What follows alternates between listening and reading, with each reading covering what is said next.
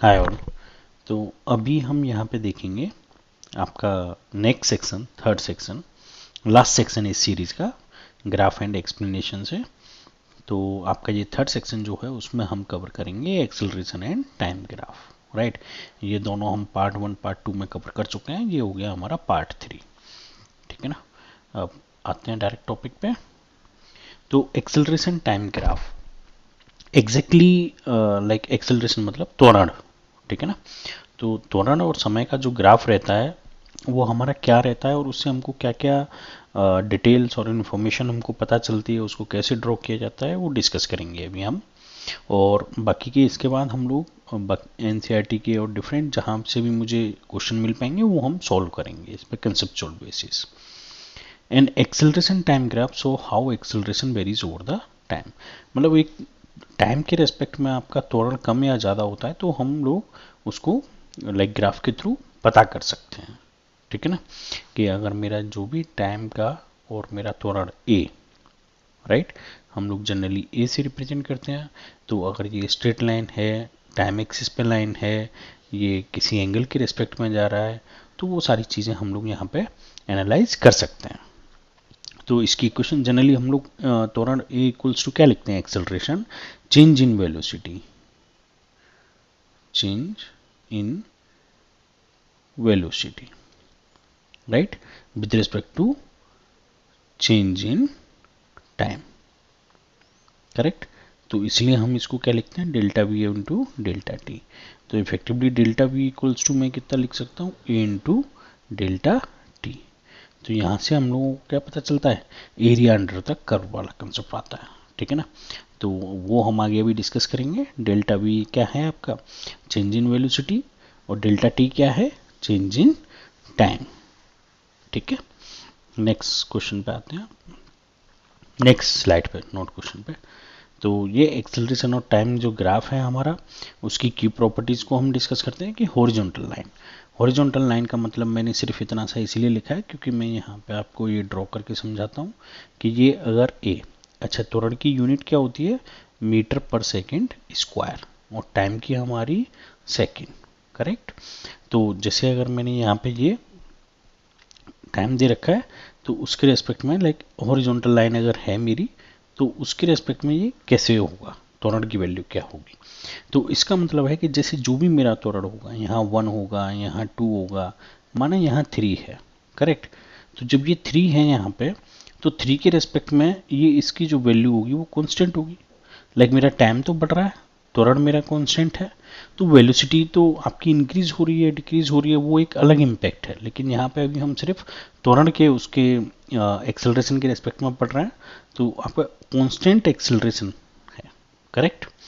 तो जैसे अगर आप कोई भी फ्रीली ऑब्जेक्ट छोड़ दो गिरने के लिए, क्यों, क्योंकि यहाँ पे कौन सा त्वरण लगता है, जी, ग्रेविटेशनल एक्सेलरेशन, जो हम स्मॉल जी कहते हैं, और जिसकी फिक्स वैल्यू होती है 9.8 मीटर पर सेकेंड स्क्वायर, इसके एग्जाम्पल में जो मैंने लिया है, करेक्ट।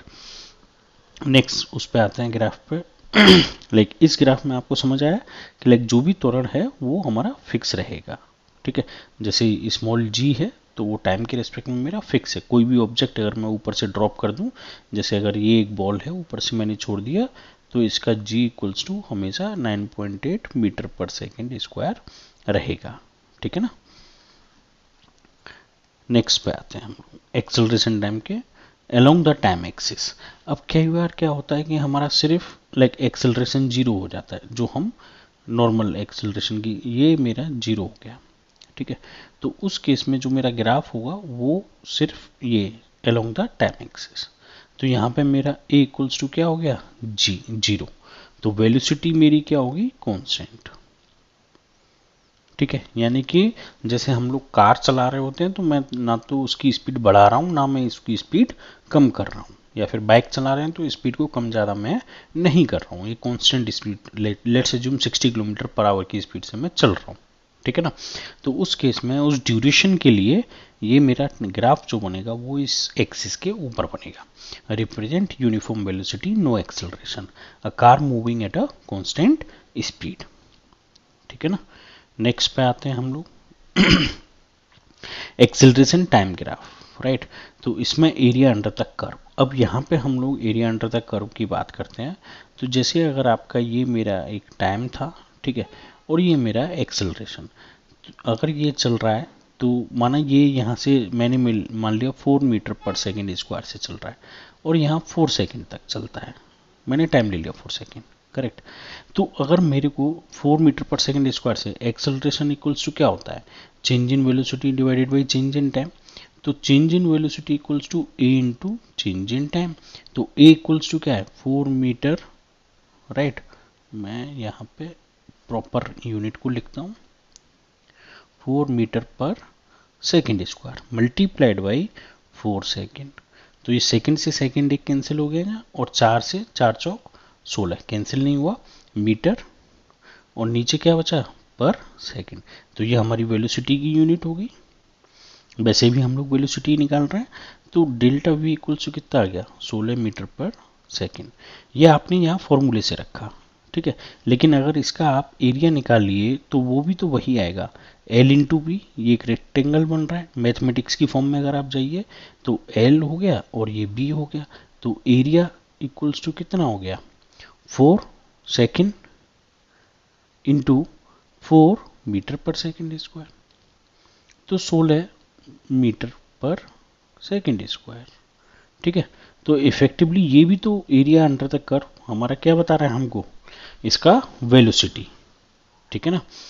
तो यहाँ से हमको ये समझ में आता है कि लाइक जैसे एक्सेलरेशन टाइम ग्राफ से एरिया अंडर द कर्व क्या पता चलता है मुझे, वेलोसिटी। और वेलोसिटी टाइम ग्राफ से एरिया अंडर द कर्व में मुझे क्या पता चलता है, डिस्प्लेसमेंट, ठीक है ना। ये हम लोग याद रखेंगे कि यहाँ से मुझे क्या पता चलता है, डिस्प्लेसमेंट। इसकी भी यहाँ पे समरी देख लेते हैं।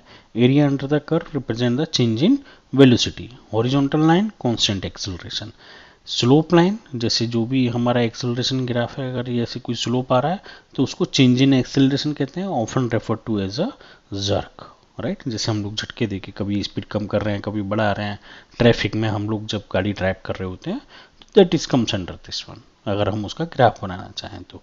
कोई डाउट हो, कोई क्वेश्चन आपको पूछना है, please feel free to post, correct. Thank you guys, thank you.